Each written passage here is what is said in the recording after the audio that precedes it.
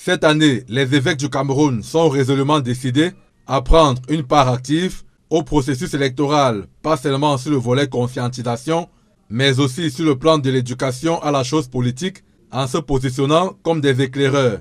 Et ceci se voit dans leurs lettres pastorales à l'occasion des élections présidentielles et régionales de 2025, signées le 28 mars dernier. Au chapitre 8, les hommes de Dieu évoquent le cadre juridique des élections.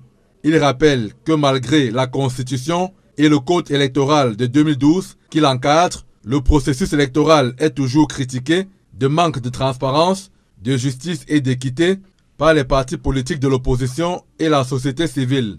Ces derniers ne cessent de demander la révision du Code électoral en plus des différentes revendications.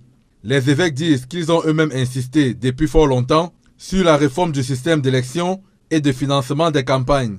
Le clergé catholique rejoint un courant de l'opposition porté par le mouvement pour la renaissance du Cameroun lorsqu'il souligne les prescriptions de l'article 80 qui oblige l'institution chargée de l'organisation des élections de publier la liste électorale nationale au plus tard le 30 décembre de chaque année. Aussi, les 21 évêques et les 4 archevêques qui ont signé la lettre pastorale du 28 mars affirment-ils qu'il est normal que la recherche du consensus débute par l'instauration d'un code de bonne conduite, lequel s'impose déjà progressivement dans les pratiques démocratiques des États.